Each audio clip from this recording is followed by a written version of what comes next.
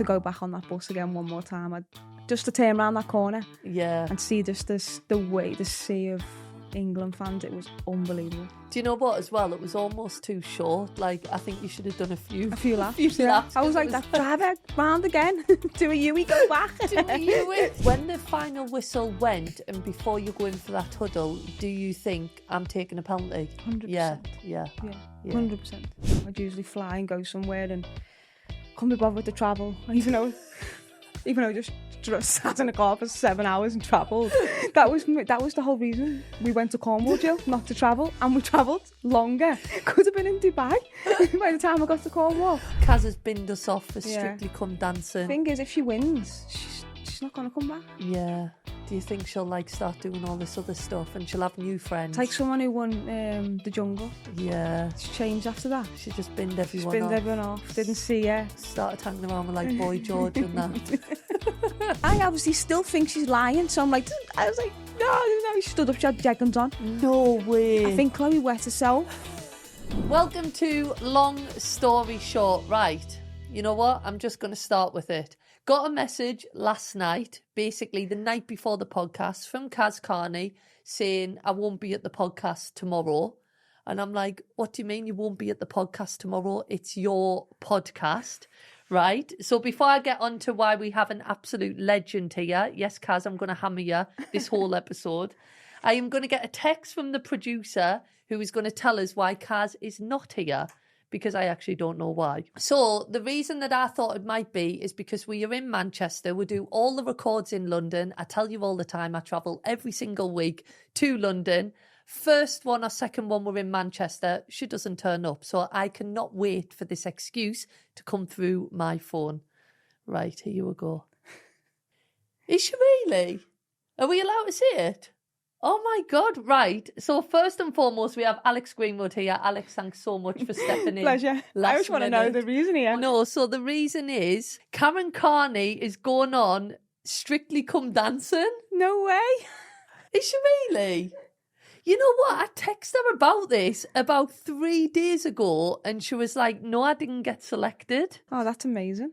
So, Alex, are you free for the next 4 months to do the podcast? Yeah, if it's in Manchester. Oh, my God, I can't believe she's going to be doing Strictly. Brilliant. Can she dance? She can dance, actually. Yeah, I think when she was younger, she did break dancing and stuff like that. Yeah, I think I can remember that briefly, just not Strictly type dancing. Oh my God, yeah, in heels and ballroom and stuff like that. Right, well, now that I know this breaking news, which I actually am in shock for, who do you think Kaz is going to get partnered with? Please leave a comment below. I'm interested. How do you think she'll get on, Alex? I think she'll win it.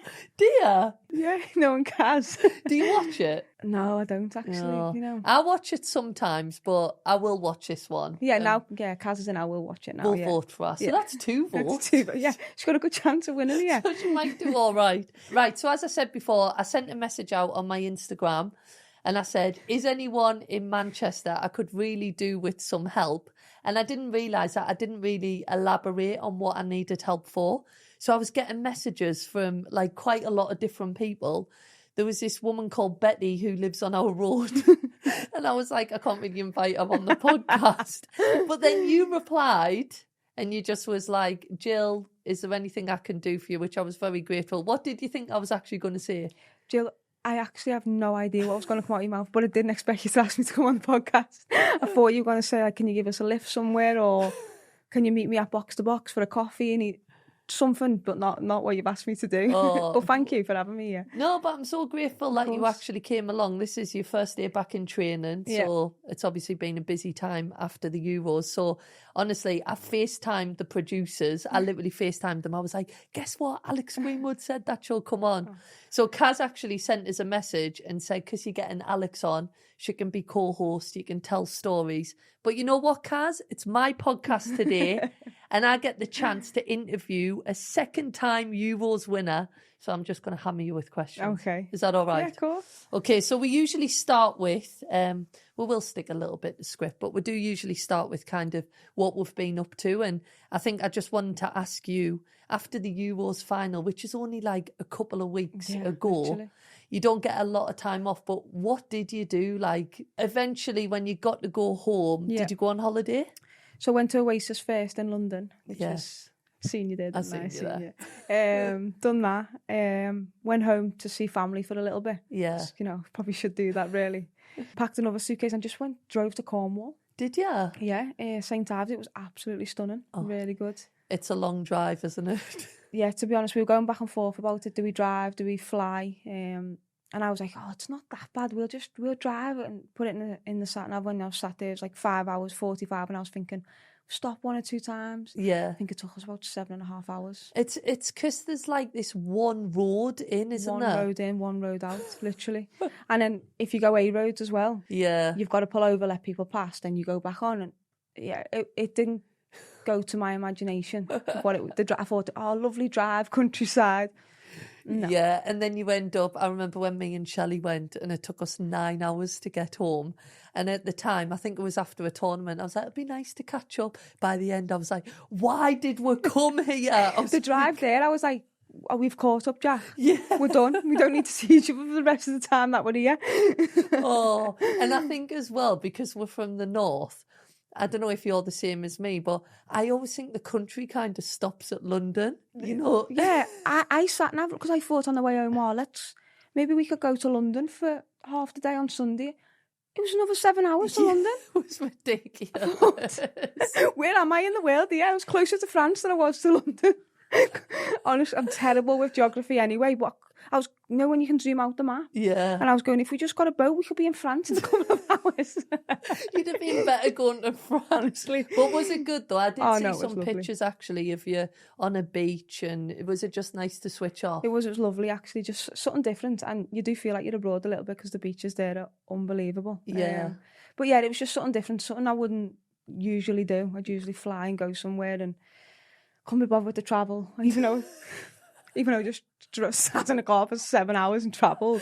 That was the whole reason we went to Cornwall, Jill, not to travel, and we travelled longer. You did like 16-hour drive, and you were like trying to avoid like probably 2-hour flights or something. Could have been in Dubai by the time I got to Cornwall. Oh, Anyway, yeah, you've done was it lovely. now. Done it. Would you do it again? I'd fly, yeah. Fly I'd there. fly. I've got a big question actually, because me and you do have a big connection. We love our coffee. Oh, we love our Don't coffee, we? don't we? Yeah. And I think when I was at Manchester City and England, as soon as like the flight when we'd go on away trips with England would land, I always thought I was the quickest with the coffee shops we were going to go to. But then you came along and literally you beat us to it, and it would get to the point where I'd kind of find somewhere and I'd be like, not that I wasn't going to share, but I was like, I'll go and test it out first, and you'd always be sat in there already. I was like, she's quicker than us on the pitch and she's quicker than us at finding the coffee shops. But did you find a good one in Cornwall? There's a few, yeah. Some of I can't remember the name of them, but a couple of people have said try it. Yeah. It's probably like you when you say to people, go and eat, try this coffee shop, try that coffee shop. Yeah. But there were some really nice ones that we went to. But yeah, I'm a bit of a coffee snob. Yeah. We are, I'm aren't we? a massive coffee snob. You know Yeah. what though, the other day, so I'm going to Ibiza soon. I've got some And good I coffee shops typed for in you. some coffee shops, and there was one came up straight away and it said followed by Jack. Did it? So I was buzzing because I was like, it's going to be good. Yeah, and I've definitely picked that one. Yeah, that's what I 100%. thought. That's what I thought. But I don't know if for you, people who don't understand coffee, usually people will go on holiday and probably want to find a decent beer, a decent Yeah. kind of pub. But for me, if there's not a decent coffee shop, it can ruin my holiday. I plan my holiday on coffee shops. Yes. Like, it's really, really important. to me. Yes. Like, as important as what we're doing on holiday is what coffee shop we're drinking at. I want to keep you as a co-host. Do now, you? yeah, now. Kaz, you've binned. Kaz has binned us off for Yeah. Strictly Come Dancing. So, yeah, I am actually a little bit worried of The how... thing is, if she wins, she's not going to come back. Yeah. Do you think she'll, like, start doing all this other stuff and she'll have new friends? It's like someone who won The Jungle. Yeah. It's changed after that. She just binned She's everyone off. binned everyone off. Didn't see her. Started hanging around with, like, Boy George and that. We don't know who that is. Right, so usually we also catch up, as I said, about like what we've been up to. And actually, this is a better story to share with you than Kaz, because she doesn't really Oh, appreciate. it's a sly on Kaz then. I know. You know what though? I'm hammering her. She didn't even tell us that she'd even entered a competition to do Strictly Come Dancing. I'm guessing it's an audition or something like that. Did you have to audition? Yeah, you will have to. What, actually dance? Yeah, so I reckon there must be like trials to Did do you have it. to audition? What, for the jungle? Please, can you come in here and eat this testicle? Yeah. No, seriously, like. This like goat's testicle. And just check you can do it. But I mean, No, well, actually, you do have to have a Zoom call. And basically, it's the producer and she'll speak to you and she'll go to you. So what are you scared of? And suddenly, I don't know why you do this, but I just started reeling off all this stuff that I was scared of. Heights, rats, and then suddenly you get given them as trials. But in hindsight, I should have been like, oh, I love rats. And I love heights. I love snakes. I love eating. Yeah. Yeah. Well, I might not believe that, but yeah. But I think for Kaz, I reckon she definitely will have had to go and audition. And I wonder, I'm going to ask her. She did tell me that she didn't get through. So She was lying to you. do you think? Yeah. Yeah, actually, she did say about doing dancing on ice and she had to go and do an audition and she couldn't ice skate. And I'm like, well, obviously you're not going to get through if you can't ice skate. So, yeah, I think she has been through quite a strict regime. I think I seen Jimmy Floyd Hasselbank is also going on there. And that's when I thought they'd binned her off because would you have two footballers? But they've gone for it. I am a bit worried for the podcast, but don't worry, we will make this work. We will. So, well, we will. I'm saying we, like it's mine. Yeah, you will, Jill, you will. Kaz's new replacement, Alex Greenwood. So, yeah, another thing, which is a connection of ours, is we do like cars, don't we? We do, yeah. And when I was speaking to you in the Euros, did I tell you about I was getting a Rolls Royce for a week? Yeah, you did, yeah. Have you got it? So I got it. Yeah. And oh my God, it was the best thing I've ever driven in my Really? life. Yeah. Are you still in it? No, I had to give it back. But Alex, I had to turn up, right? Mayfair. You know where like Sexy Fish is, you know, like the busiest place ever. They just give us the keys and was like, off you go. In this £500,000 car. Like literally. So I am the stiffest I've ever been just driving. I had to take Shelley with us. She was like, Jill, I'm going to meet my friend like round the corner. I was like, just sit in the car. I drove her 45 minutes out of London. To drive back in? I just dropped her off. She had to get an Uber to meet her friend. And then I went to this grassroots appearance I was doing, right? I felt In terrible. your Rolls Royce? In a Rolls Royce. So Love it, Jill. I pulled over and I rang ahead and I said, just so that you know, this isn't my car. Like, I'm just leasing it because it's bright pink. The humble Jill would do that. Exactly. Going to visit a grassroots club. But when I got home... Wait, sorry, did you say it was bright pink? Yeah, bright pink. No, Do you want to see a picture yeah, I'd of it? love to see a I'll picture. show you it. It's so nice. But £500,000. So I thought, oh my God, I need to be careful with this. But it was basically the best drive I've ever had. Look at it. If you... Oh, yeah, wow. That's That's nice. incredible. I don't know if Could you have let can- me that for Cornwall, but... Well, this is the thing. So I had this idea. We'll go to the countryside, go for a nice walk. I end up in Macclesfield, right? On these, you know, them narrow country lanes where they've got a 10% increase. I'm driving in this massive chauffeur car. There's these camper vans coming like head on with us, just beeping. I'm like, I cannot move. I can't move. So when I give it back, I drive back to London, hand the keys back. There's mud all over the alloys, all up the side of the car. They were like, where the hell have you been? Did you not get it clean before you give it back? No, I should have, really. I know, I should have. I know you listen to the podcast every single week, but I'll just catch you up with one of the stories. So I told the story recently that I was checking into a hotel that I check in every single week in London. In fact, I think I did listen to this. And basically, I was with Shelley, and they said, "Is Valentino staying with you tonight?" I was like, "Valentino?" Because the producer from one of the work I was doing had booked the room. I was like, "Valentino, like, I don't know who that is." No, it's like you guessing him usually. So I'm thinking, Shelley's thinking I'm having an affair. By the way, she didn't flinch because I told her on the podcast that she obviously didn't think I could pull a Valentino. Anyway, when I said the other day... I've seen this. You've said on Instagram. I put on my story, basically, meal for one. And I must have got like all these messages like, where's Valentino? Where's Valentino? So I'm glad that the story is running. And when I said about I need some help in Manchester, they were like, why don't you ring Valentino? So it's been going on. Anyway, there was one message that made us laugh. So I don't know who sent it in, but it did say, do you know Valentino is actually a man's name? Valentina is the female name. So the chances of you having a weekend with Valentino is very slim. And I thought, fair enough. fair enough. So whoever wrote that in, thanks for it. Right, okay, now down to the good stuff. Tell us about the celebrations after the Euros. Jill, incredible. You should know, you were there. I know. I got kidnapped, by the way. I was like, I don't need to come. And they're like, come on. No, of course, Jill, we wanted you there. We love having you there. You were around us for the whole Euros. And yeah, you want a bus, aren't you? So, but after the one straight after, that was great, wasn't it? Yeah. And obviously you're still trying to just actually process the fact that what you've just done. I think even then I was just a bit like, really, if we just won the Euros, or, and then I think everything in between that, the playing home was unbelievable. That was unbelievable. Unbelievable, wasn't it? So good. That when we got back, we went to Downing Street. Yeah. Sometimes this is terrible. I don't even know if you can post it, but I forget about that bit. Yeah. Which sounds terrible because for some people that should be the most important bit. But I was just like, let's just do this and let's go and get on this parade because it's going to be amazing. Yeah. But did I ever imagine it to be as good as it was? 65,000 people. Like, I was actually working, doing some interviews, but I think everyone was like, oh, Jill's on the bloody parade bus now. But just seeing people, like, step out of the offices, like... It was unbelievable. It's funny, we've just been having a conversation before, and Kiara said when she looked out, she thought it was AI.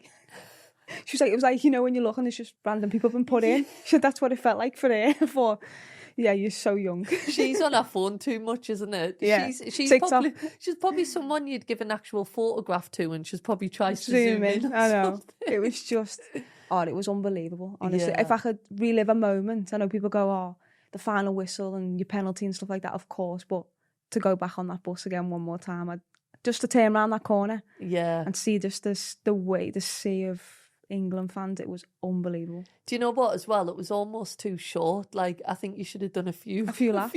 I was like, that driver round again. Do a U-ey, go back. Do a U-ey. You just turn round that stage and we'll just drop people back off and then go again. That would have been, or to get back on it and go back through would have been nice. Yeah. But we were just milking it, weren't we? But it was amazing, wasn't it? I don't think you can ever milk it enough, and you certainly 100% deserve it. Now, I want you to just tell us a little bit about, because you know when you went out onto the stage, I stayed backstage. I thought, this is too much if I end up on the stage.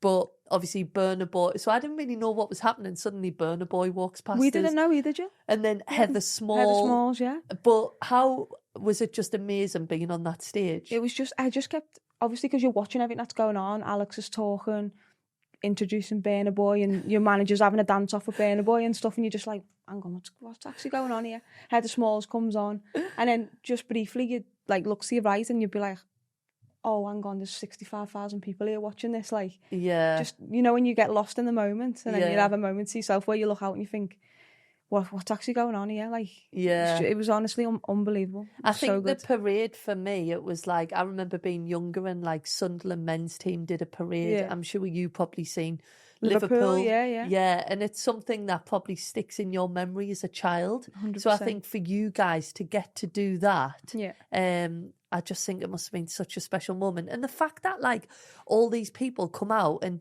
they'd made banners and stuff like that, and they just want to get a glimpse of you, because they're not going to get to meet you. You're on a bus. That's it. I think that was what it was like. At a game and stuff, you might wave at them or whatever like that, or in certain situations you get to say hello to fans, but they literally came just to see us. Yeah. It was like you said, a moment from the past when I'd watched Liverpool's homecoming from the Champions League, and did I ever imagine that I was going to have a moment like that? Absolutely not. But it was just, it was unbelievable. Let's just give us goosebumps. When you were a child and you're watching Liverpool on that bus, which player are you trying to get away from? Oh, Gerrard.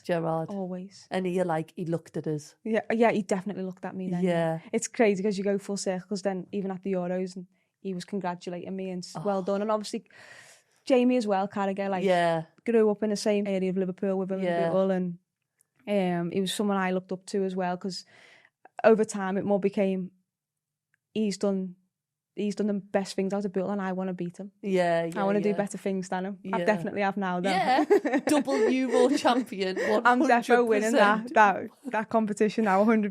100%. But how cool is that like you were young Alex trying to look up at Gerrard and get a wave, and then the amount of fans that were just trying to get a wave from you on that bus. It's incredible. When you say it like that and I think about it like that, it is crazy. Yeah, but I don't think as players, you get a lot of moments moments and time to reflect. Like, I'm an emotional wreck now I've retired. Like, honestly, being with yous at that Euros, and I know I can be deep and I love a good quote and stuff like that, but that second Euros, even though I was not part of the squad or anything, it meant so much more to me, like kind of watching yous go and do it and just seeing how much work goes on, like behind the scenes. And I just think, it was amazing, like to have gone and done it in 2022, but then to go and witness you guys do it again. Does it give you a different perspective of it? I think so. I think there was a moment where, like, I think it was after the Italy game. Can you remember us all sitting around the table? Yeah, in the night, I was like, girls, you need to eat. It was like 2:00 in the morning. Jill's trying to force sweet potato fries down my neck. I couldn't even eat. I'm like, come on, you've got a semi-final. Would it have been or was it after? The final? Yeah, you've got a final to prepare for. I'm like trying to give you his food. But the game had finished at like midnight. So you get back to the hotel 2:00 in the morning. And I think Serena had come up and said, night, girls. And I think I said to her, what are you doing on Sunday at 6:00? And she was like, I might be busy because it was the final.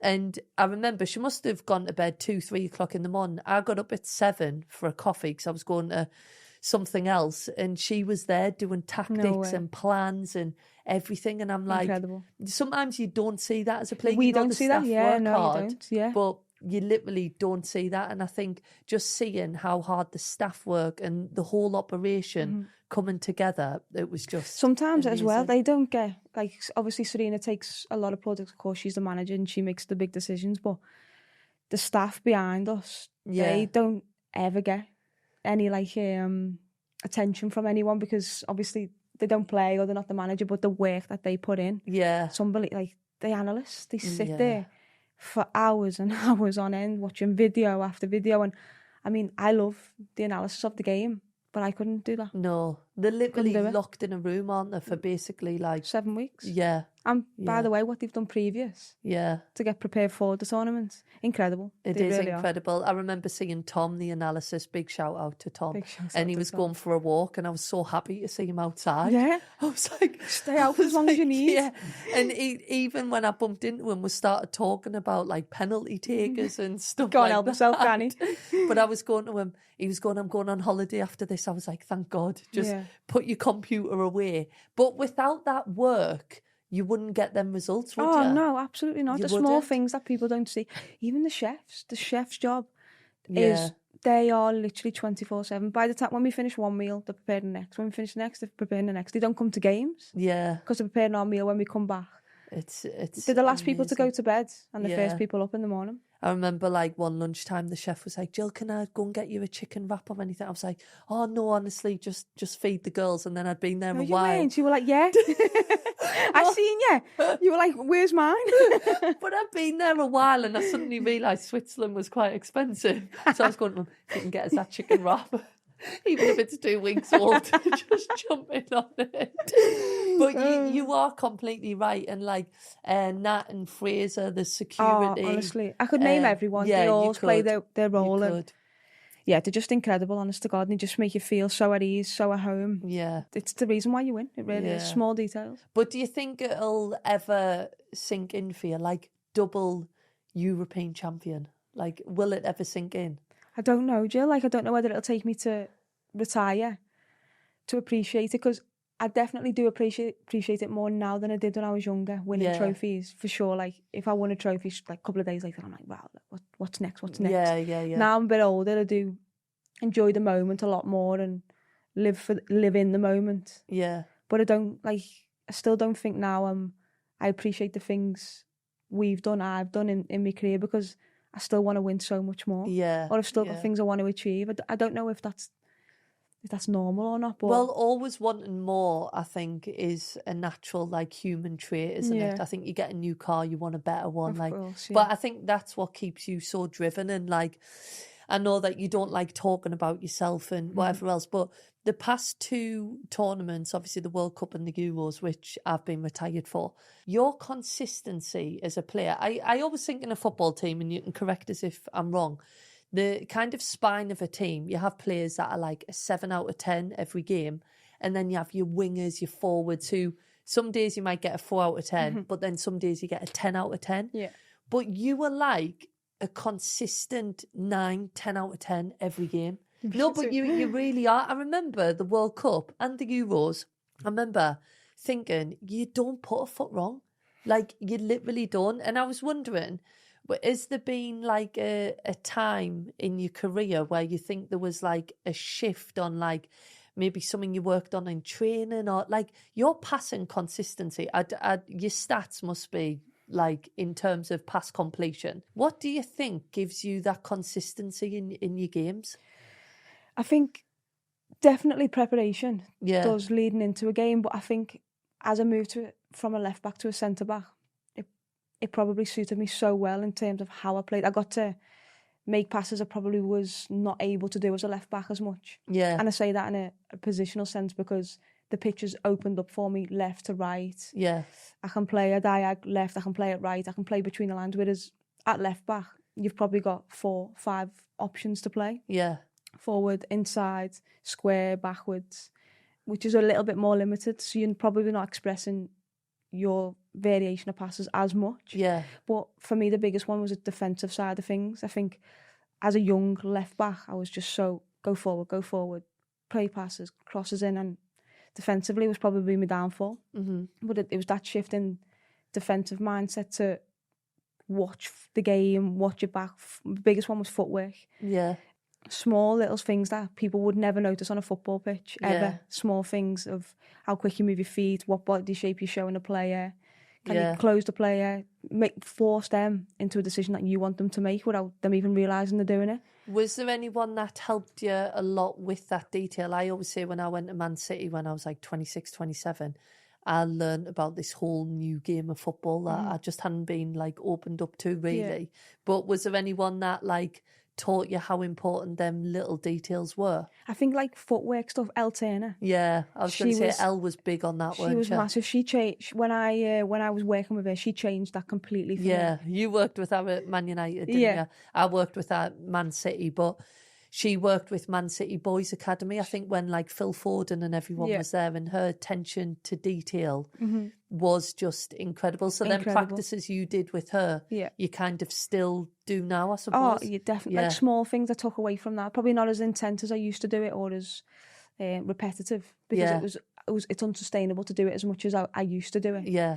But she definitely changed that side of my game massively, and then probably more in possession. Probably like a lot of watching football. Yeah.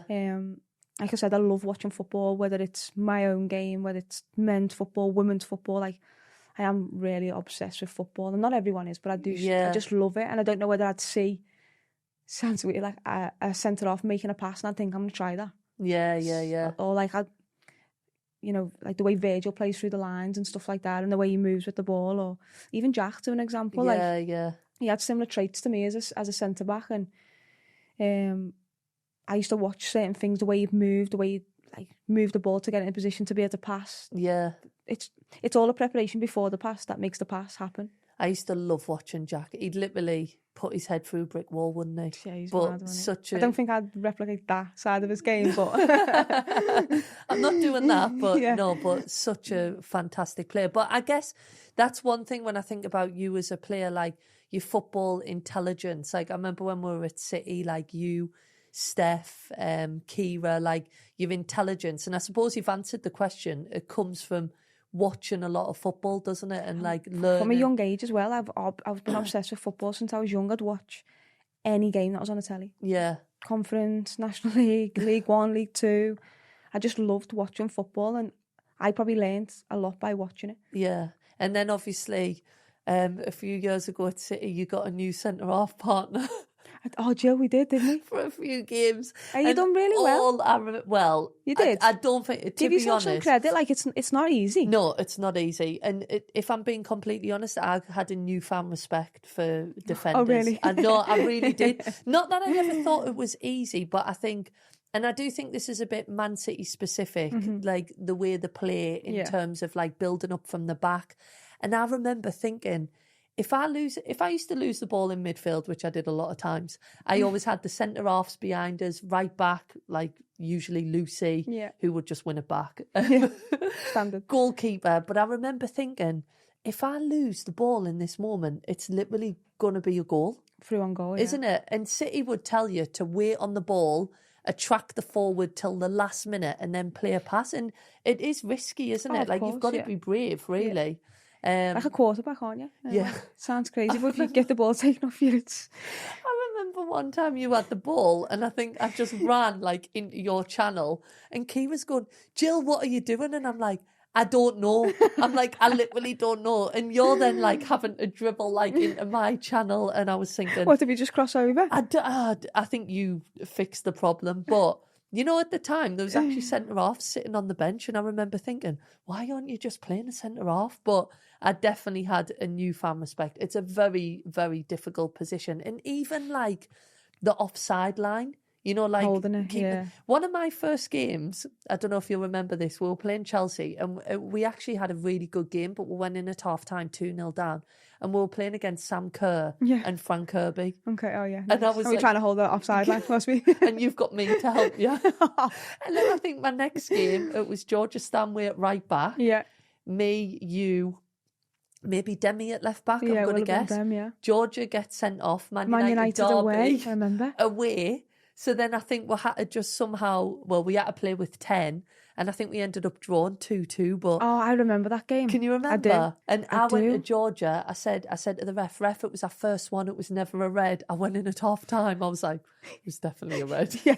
I was like, ref, come on. It's early to Manchester Derby. What you'd expect? I've seen the tackle back and I thought, probably the right decision. Yeah, no. Sorry, Georgia. I was thinking she should have been arrested. Sent off the pitch. Should have found in the police station. I was like, you've done well getting a red card. Just get yourself home. Keep your head down. But we did play with like 10 players for the whole game, and I think we got a 2-2 draw. But some great memories anyway. Definitely some great memories. I was going to say, yeah, because our paths have actually crossed quite a bit, starting off at Everton, Man City, England. I obviously missed my Lyon email. Oh, did you not get it? No, did they mention it? I thought you just turned it down. Yeah. I thought you were like just starting out with Shelley and... Yeah, it was going to be a lot. And I did actually have a little audition. I was like, Je m'appelle Jill. But I don't think it was enough. Yeah. They said, what can you add to the team? I was like... I can play centre off as well. I was like, La Height. And they were like, we've got Renard. You might be... We might be all right. Sorry, La Height. La Height. That's all I could answer. Obviously, I'm joking, guys. But obviously, Man City captain, which is absolutely fantastic. But I think people do forget a little bit about your spell at Lyon, winning the Champions League. And then I was thinking about obviously playing with players like Wendy Renard and then you now being captain. And I remember Lucy Bronze speaking so highly of Wendy as Incredible. a captain. Yeah. And you've played with, say, Steph Houghton captain. Do you think subconsciously you've picked up traits from them? Yeah. Or do you think you try and be a captain kind of just as Alex Greenwood? Yeah, I think you'd be naive not to. Yeah. Because how successful they both are. The way they lead, the way they carry themselves as human beings, not just captains in general. But for sure, definitely the move to Lyon changed me as a person in every single way.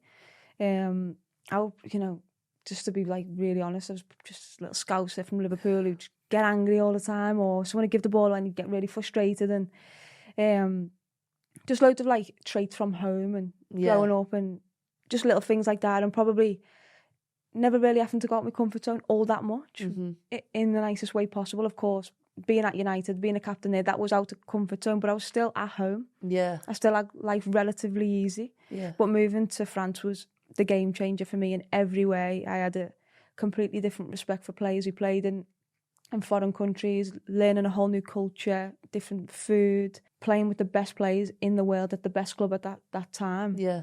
I learned so much.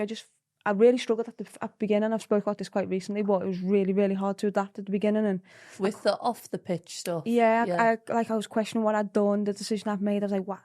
I could have just been so much happier at home. I think it's mad because you think when you start your career and this is mad, right? I actually look through X, Twitter, whatever it is. And one of my first tweets ever was like, would love to win the Champions League. Oh, really? Yeah, ever. That's mad. But you know, when you have to go through your Twitter and check. Yeah. You always like check. Honestly. But I tweeted that. This was ages ago. And then I was in a position to be able to do that. And I was like, why have I done this? Like, I could have still been at home, have my family on my doorstep, still living with Jack and the easy side of it. But it ended up being the best decision I've ever made in my life. It was the best experience I've ever had. Picking up a new language, picking up a new culture, learning from the best players, having that experience of a Champions League final. And like, I'm not like saying this in any bad way, but we won every trophy that was available that season. Yeah. And just to see how they turn it on in their moments when we have to win. Yeah. It was just incredible for me to experience. And I came back a very different person. My outlook on football and life in general was very different.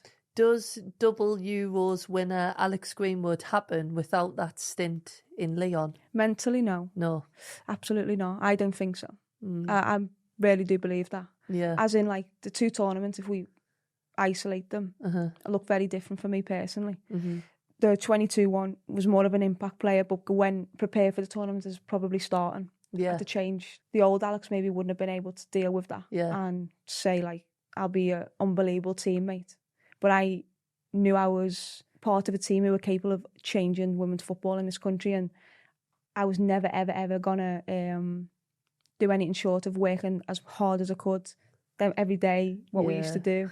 Making sure the blowout. I mean, we had a great time. Yeah, like, we really did. And I do honestly believe the group itself, who didn't necessarily play a lot of minutes, was just as important as the girls who play, because we prepared them for every single game. Yeah. Fast forward 3 years and I play every minute, almost of every game. Yeah. But I won't change who I am through not playing and playing. I'll always be consistent in the way I am with the team, because I want to win.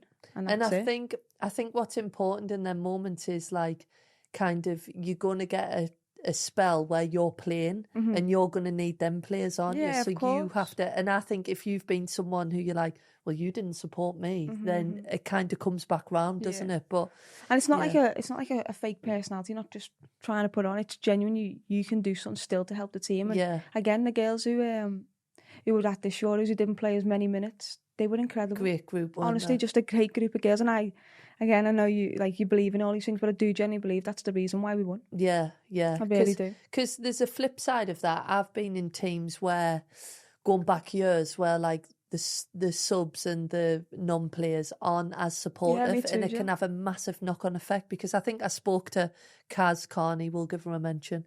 Who again? I did speak to her about kind of how important them players are, because when you're doing, especially 2 days before the game, and you've got to be the opposition, and you've got to push the team. And if you're just, like, throwing the towel in, like, oh, this is, like, rubbish, like, why am I not a starter? It's not preparing the team in the best way possible. And it is mentally hard, like, especially, obviously, to begin with, and then you get 5-6 weeks in to a tournament and you're still preparing the team to play. I have no problem with sometimes players finding it really difficult, because it's so normal. But every single time of the tournament or players I've been around where we've been successful, in their moments, everyone's took it so seriously, and then probably been a little bit more disappointed away from the pitch, which is, again, absolutely fine. Yeah, because I suppose if you're not disappointed about not playing, it, like, you want to play, don't you? That's why you're there. Yeah. But I think the only thing you can do to affect that is be the best version of yourself when you're training off the pitch. Because we all know tournaments, obviously 2022 was probably a bit different. It was the same starting 11. But usually you get your chance, don't you? Yeah. There's always a moment, and I feel like you've got to be ready for that moment, and that comes from all that work that you've done. Look at Neve. Neve probably didn't play, and then scores a pen in the final. And by the way, what a pen. Yeah. For her to come on in that moment, obviously Lucy went off and she's got to play, I think we were under the cosh a little bit in that moment. Her defending was absolutely brilliant. Top, really to come on in the final and take a penalty. And to put it away like she did. Yeah. Like she takes pens every week. Yeah.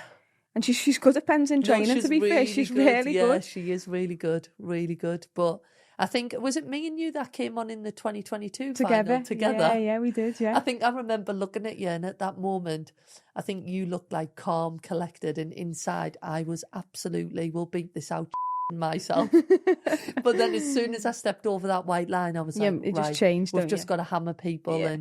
But it's a big moment coming on in the final, isn't it? It's massive. Like, you're trying to see the final out to win. Yeah. So it's massive. I mean, that was class. That feeling at the final whistle. Yeah. If I could relive a moment. Obviously, you've got too many to relive now. Champions League final, Euros final. I agree with you though. Wembley, when that final whistle went, that noise, that feel, that was, I think, do you ever find saying, I can never explain that to someone? No, I can't. Even when people say, how did it feel? I can't tell you. There's times in which people have asked us about it, and because you get asked about it quite a bit, and I can't even put it into words. I just stop talking, I get goosebumps, I get emotional, and then I have to move on to something else. I think I'm perimenopausal. I text some of your teammates literally an hour and a half ago. What was one, Kira? Yeah, one was. Yeah, she's already texted me. Has she? Yeah. Oh, what? Apologising. So basically, I said to them, I want you to like ask a question to Alex, but I have only given them an hour and a half. Yeah. So some of them have replied. So Lucy's replied, sorry, Jill, I'm doing the Pride of Britain judging panel and I'm still not finished. Any so chance, we Luce? haven't got one from her. What's your priorities around here? Who else do you think might have replied saying, starting off, sorry, Jill? And I'm surprised I've got a reply. Hempo. Sorry, Jill, had to do this thing at City, which finished how long ago? Which I was a part of. And I've just drove home, just got back. Do you still need it? Well, it's just too late, so that's gone. We've had quite a few replies, though. So I'm going to play the voice note, and then you've got to... you asked for the voice note? That's why people don't reply, you know. Do you think it is? Yeah. If you ask for the text, they'll reply. Yeah. Okay. Well, I have had some replies. Just a little tip FYI. for you. Yeah. Okay, moving forward. Thanks, co-host. Kaz doesn't give us any tips. Right, so I'm going to play it so the listeners can guess who it is, and obviously you can as well. Hey, Alex. I was just wondering if you could do the little dance you was doing on the night out after we won the Euros, you know, when you was sat in the taxi after the pizza place waiting to go out. Yeah, I'd just love it if you could do that little dance for us again, because I really enjoyed it. Have a good time on the podcast. Threw me under the bus here. Right, who is it? It's Kira, of course. I really can't. All right, she has threw you under the bus. But I must say, when we went to that pizza place, you know what was really nice? We went to a pizza place in London. Again, I was gigging in on the celebrations. But it was the same one we went to in 2022. So it was a real... It annoys me the way you keep saying that, you're gagging in. Yeah, but I didn't win the Euros You were again. with us the whole time through it. Like, we want you there, we love having you there. Like, it was boss having you there. That means a lot. But it was nice that you went back to that. Yeah, it was nice, place, wasn't it? And I got a free meal. Who paid the bill? Because I didn't pay. The FA. Oh, brilliant. Thanks, FA. We are looking for a sponsor. I hope they did, because I didn't pay for my meal either. So just a question to the Euros squad. Did anybody pay the bill? Leah. Definitely someone did. Right, okay. I've had some more replies, which is good. I don't actually know the answer to this, but you can ask her what the first thing she said to me after we won was in Switzerland, because I'd like to know for the memories. Leah. And I can remember what she said to me after 2022, but I can't remember what she said this time. Leah, again, I probably swore. She said she remembers what you said in 2022 to her. Can you remember that? After the win. We've spoke about this so many times as well, me and Leah. But she can't remember what you said after this one. I haven't got a clue what I said. I could have said anything to anyone. Yeah. It's probably the same. Get in. Yeah. Like, I think I told Kira I loved I honestly think, I told Kira, I told everyone 2022. I loved them. Yeah, I've probably said something along the lines maybe to Kira and Leah, because obviously we're close. Like, as if we've just done it again. Like, yeah. Do you think, like, being in the crowd, I felt like there was a little bit of a feeling of disbelief. You know, when people, they were like, wow, we've done it. Yeah, it was. I think when Chloe scored a pen, we were like, no, we've actually won. Yeah.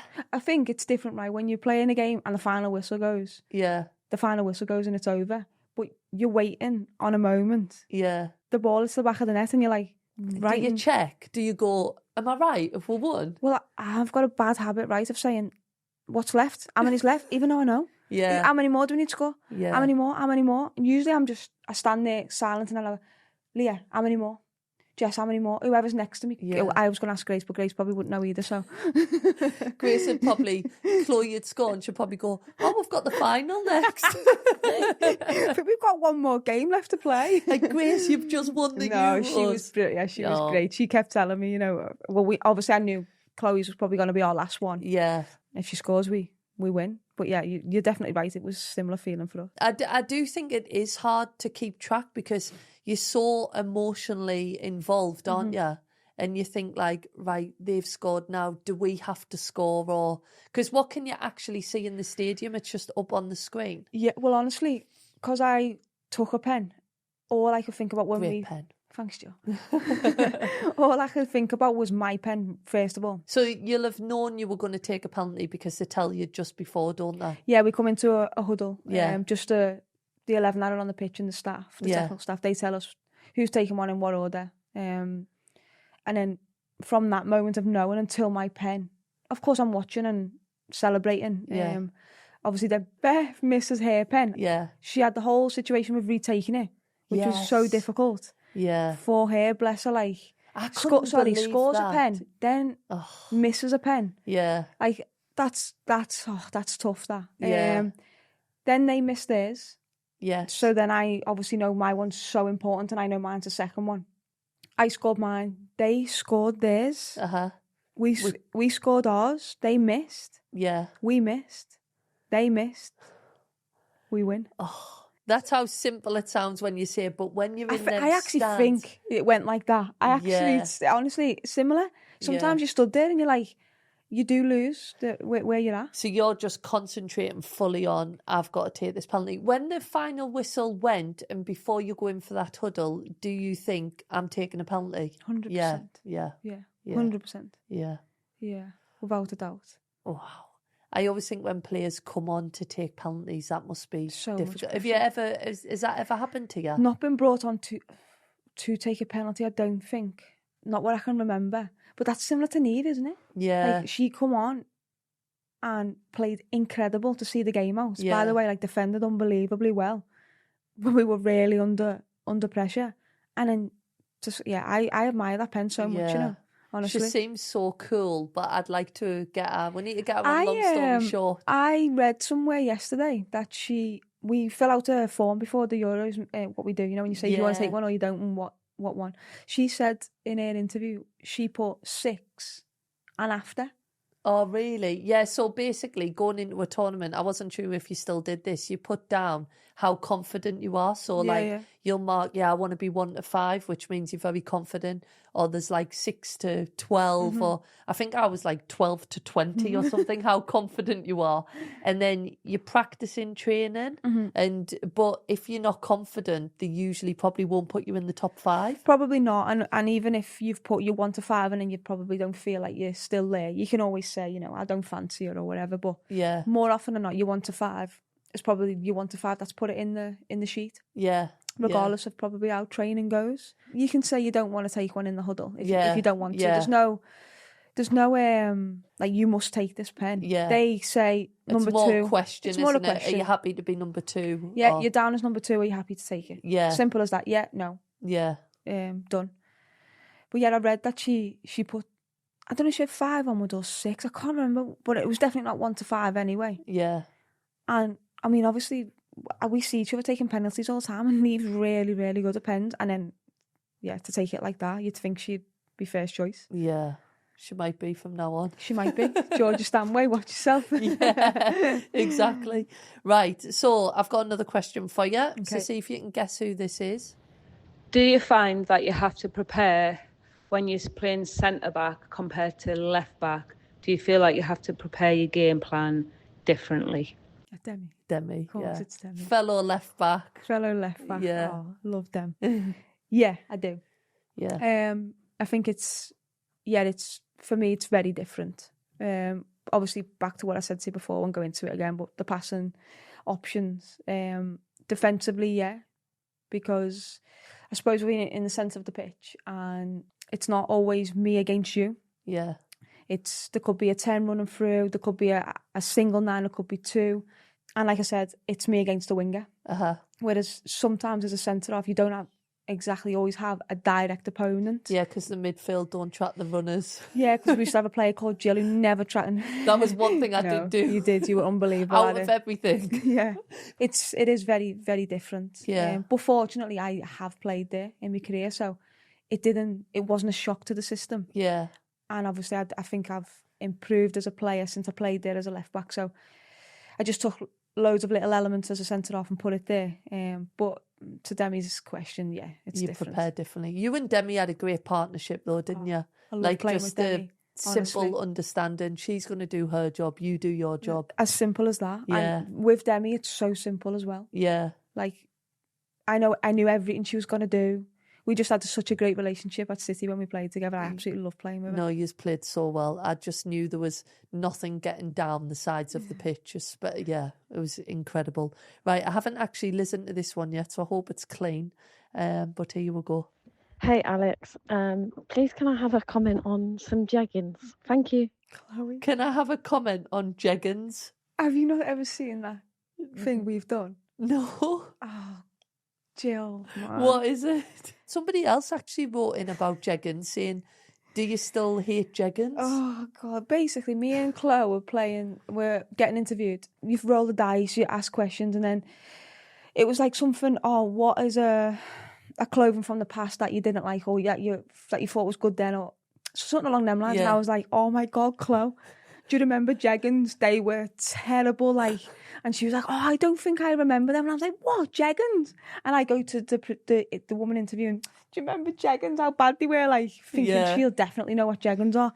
And she's half like laughs, and I think, I don't know if I've insulted her or... But we and Chloe just laughing, and I went, you're acting like you've got a pair on. And she had a pair of jeggings on. No way. And I go, have you got a pair on? And she goes... Yeah, I have actually. Oh my well, God. Chloe has to leave the table. I am crying, and I obviously still think she's lying. So I was like, no. She stood up, she had jeggings on. No way. I think Chloe wet herself. Honestly, we had to stop the game. We couldn't carry on. Jeggings are like, I remember having them, like the pockets Fake were like... pockets. They were terrible Did you gear. have them on recently? This was maybe like 2 years ago. Yeah, but still... That was a little bit after jeggings, That wasn't was it? a long time after jeggings. Jeggings were bad, Jill. They were That is bad. so funny. Yeah, I know. I felt so bad though. And How did you try and get out of it? Because I would have been like, I'm only joking. I knew you had them on. No, I couldn't do it. Was it too far gone? Too far gone. Chloe's crawling on the floor, weeing, like wetting herself. Like I am literally swinging off the chair in laughter. This woman sat there like, oh. She's lovely. I've met her a couple of times. Yeah, She's really nice. yeah. Like, she took it unbelievably well. I've just slated her outfit. Was it ITV interviewing you, Kaz Carney? Yeah, Kaz had a pair of jeggings on. I reckon Kaz has got a pair of jeggings. I feel like Kaz could bring them out for Strictly. Kaz had jeggings on Strictly. You know what I was going to say? You're probably too young. Pedal pushers. Can you remember the 3/4 trousers? I just would say 3/4 pedal pushers. Yeah, they were called pedal pushers because they were like people who were on bikes so that it didn't like catch on your pedals. Oh, pedal pushers. I think so. Okay. But I used to just be say like... 3/4. Did you? Yeah. Yeah, that might have been a better name. But I'm like, why don't you just wear trousers or shorts? Like... I've got a pair of them on now. No, but they're shorts. They're not 3/4. Shorts. But anyway, yeah, Chloe. That's actually one of my favourite moments ever with Chloe. That is so funny. I want to find that interview. Please watch it. It is. Yeah, you have a moment where you watch them back and you sink in your chair. That's Isn't that moment. it good though when you have a moment with a teammate and then every time you see them we laugh about it? Yeah. Do you know sometimes if I'm in a bit of a bad mood, I'll watch that. Yeah. Puts me in a great mood. Yeah. Because it was just brilliant. That is. And you've but got I'm that really moment. sorry to her because I felt so bad. She's got up in the morning and thought I look good today. Do you know and what I've just she's done the slated next morning? Got rid of her jeggings. She's done one or two things, and she's gone, you. Like, I like these jeggings. Or I can never wear these again. Yeah. I have seen her since though. In her jeggings? No, she definitely didn't have jeggings on. She had shorts on. Yeah, she had pedal pushers on. Pedal pushers. Oh, actually, I need to just ask you this because Steph has wrote us a question. Is the changing room tidy? Oh, Steph, no. Does me head in. I actually, I thought, first day back today. And obviously, like, we've had a lot of change. Players come in. I'm not giving an excuse to them, but we got delivered all our suitcases today with our new stuff. So I'll let today slide a little bit. That's the best day, isn't it? Kaz spoke about that, actually, when you get your new it's the training kit. Do you not like it? Because I've got to take it all home and got to take another suitcase home. I haven't got no more room for suitcases. Like, it sounds so ungrateful, but yeah, I've got to unpack another suitcase again. You're like the suitcase kid, just living out of suitcases. Have you unpacked your one from Cornwall or did the drive put you off? No, I have to do it straight away. As soon as I get home, I have to unpack my suitcase. Oh, I'm the person that leaves it. No, Jill, no. I know. It drives You're Shelley the reason insane. our dressing room wasn't clean. I know. It's Steph's asking me for people like you. I am really sorry, but now that I've gone, who is the culprit? Because I'm not there now. No.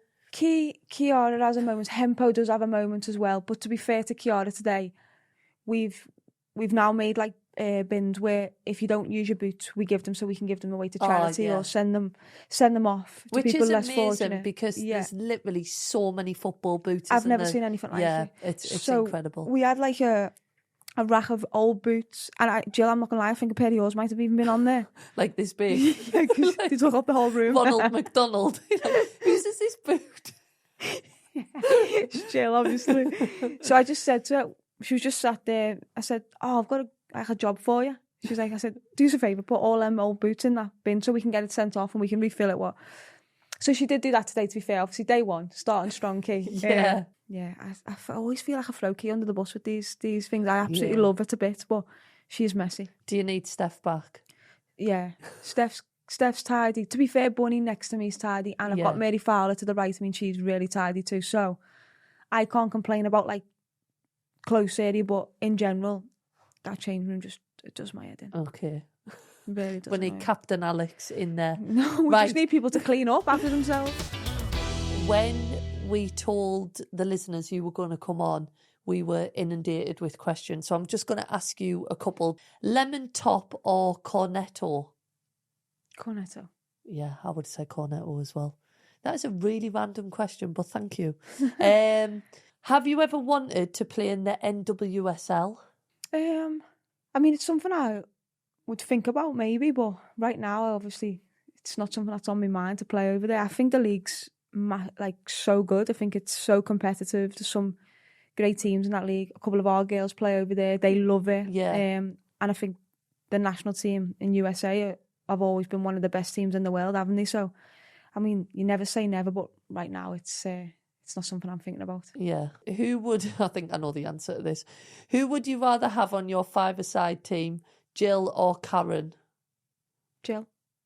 Just because Kaz is a nigger. You turned up when I'd be running into the walls. You turned up when it mattered, Jill. Kaz didn't. Thank you. See, Kaz. Strictly. Although Kaz is the wizard. Yeah, she's one of the best players I've ever played. But we'll edit that out. We'll edit that out. Yeah. Right. Who partied hardest after the Euros final in 2022 and in 2025? Jess Carter's up there with the first one. Yeah. I remember some crazy things. I remember Jess partying as well. Yeah. I was actually a bit the next day was for me when we go back to our room and she was just asleep outside of her room. I think she was. If there's any time to do it though, it's after winning the Euros. Absolutely, no problem. Do what you need to do. I was actually gutted she had to go back to America. Oh, me too, you know. I was like, so gutted for her. But how professional to do that, Unbelievable, honestly. Jess in general, just incredible. Yeah. So yeah, we'll go with Jess. Yeah, we'll just say Jess.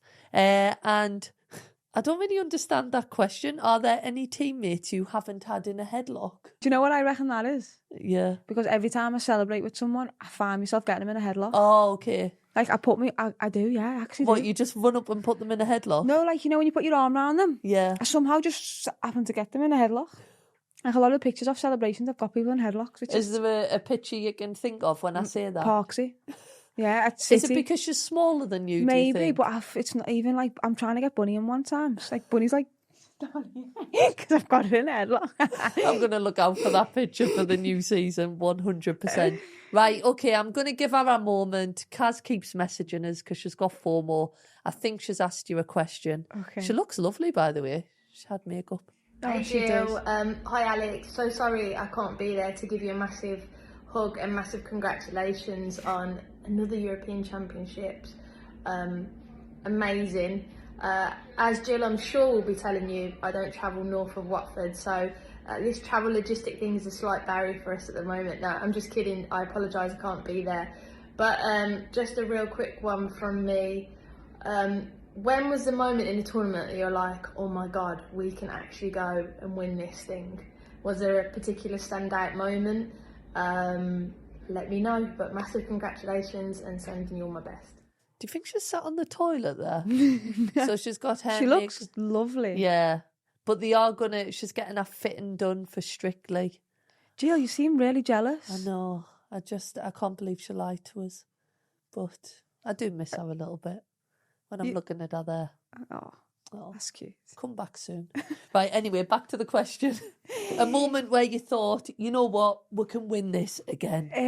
A moment, I would say when we beat Sweden on pens, to go 2-0 down, to come 2-2 Yeah. take it to pens. The pens were obviously what they do is crazy, weren't it? Like, there's so many moments, you're going home, we're going home, you're going home. And then I think after that, I was just like, our mentality is different. Yeah. Like, we've now experienced a penalty shootout, extra time. We've had to play basically a cup final from France onwards. And I just think we always step up when it's the biggest moments. Yeah. So I'm not saying that I thought, oh, we're gonna do it, but a sense of like belief and genuine belief, Sweden onwards, I was like, we really, really could go on and win this tournament. I remember one of the penalties, I was like, I think we'd miss, and then I was like, we need Probably a miracle. No, and then they missed, and then I think we missed, and I was like, we need another miracle. Jill, I was doing the same thing in the line. I'm like, I was going, no, oh my God. Yeah. Oh my God, like, and then it gets to you. I missed, and I thought, oh, and it's just, you know, when you feel and you think, it's maybe not going to be our day today. Yeah. And then you were like, Lucy, we might be going home, but you guess what? It came home twice. And Alex, I just want to say, honestly, this is so genuine. Thank you from the bottom of my heart. I know how pleasure. busy you are. I literally put this on you yesterday, so it means so much that you could come here. Of course, no and problem. even for me to get to ask you so many questions about the tournament, it's a real honour. So you better have enjoyed. Long story short this time. Leave some comments in the box below. Let us know who you want to see on an episode, and we will always try our best. I knew Kaz didn't like travelling to Manchester, so what she's done is she's entered Strictly so that I have to go to London all the time. So don't worry, I will be travelling. The podcast will still be going on, and we're going to follow her journey on here. And who knows, might be able to speak to some celebs who she'll be dancing with along the way. So stay tuned.